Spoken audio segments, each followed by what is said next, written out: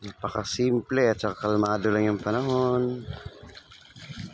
Yan, ito kasalukuyan sa dagat dito sa Noveleta, Cavite City pala.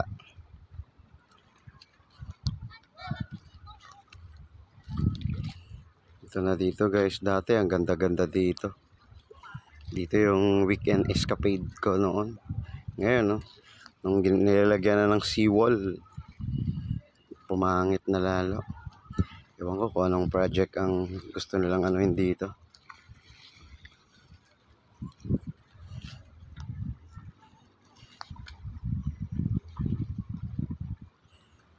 Kalmado lang.